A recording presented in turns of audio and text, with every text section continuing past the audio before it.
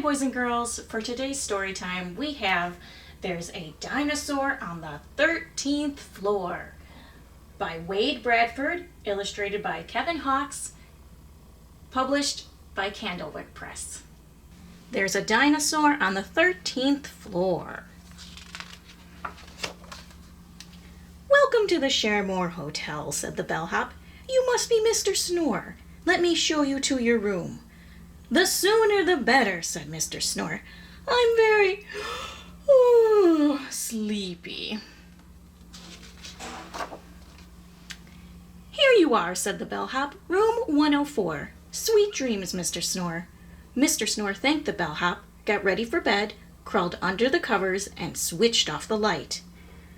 But as he was about to lay his head upon the pillow, he heard a squeaking sound.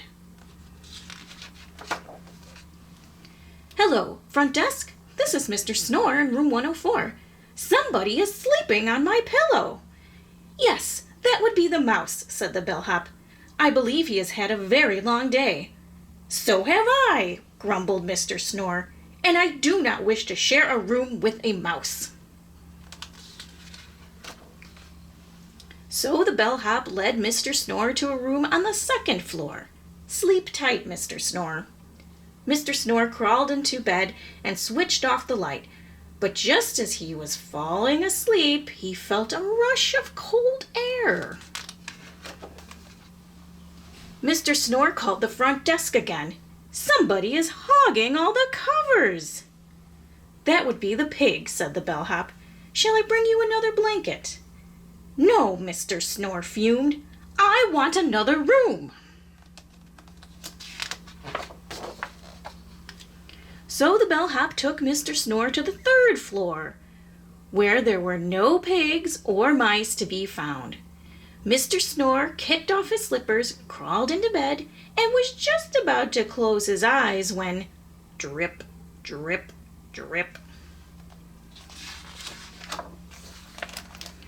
"Sorry about the leaking ceiling," the bellhop said as Mr. Snore marched past the ocean view on the 4th floor. "This time," declared Mr. Snore, "I will find my own room." He found one on the 5th floor. "I don't think you will like this room," whispered the bellhop, "unless, of course, you are fond of—" "Spiders!" cried Mr. Snore. "Quick," said the bellhop, "to the elevator." "How do you feel about bees?" asked the bellhop. "The same way I feel about spiders," said Mr. Snore. "Please skip the 6th floor." The 7th floor was too hot. The 8th floor was too cold. The 9th floor was just— "Giraffes!" cried Mr. Snore. The bellhop smiled. "Would you care to guess what's on the 10th floor?" On the 10th floor they found hamsters. "Where are the rest of the giraffes?" asked Mr. Snore. "On the 11th floor," said the bellhop. "Then I will stay on the 12th, said Mr. Snore. So they went to the 12th floor.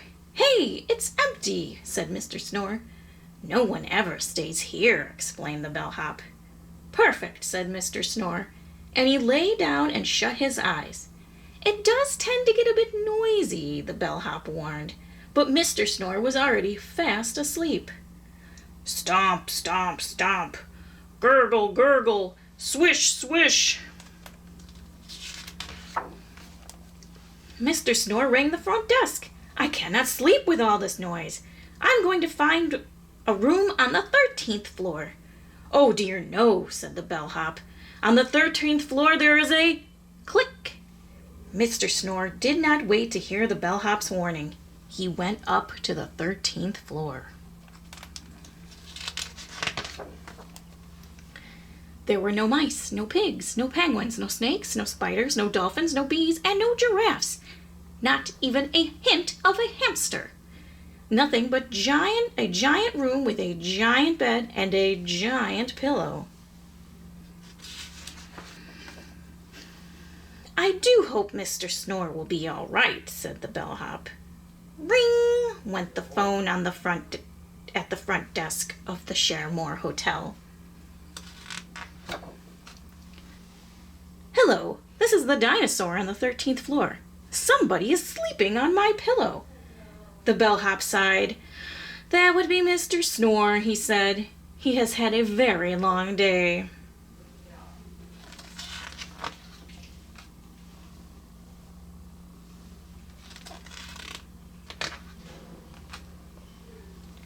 I hope you enjoyed. There is a dinosaur on the 13th floor.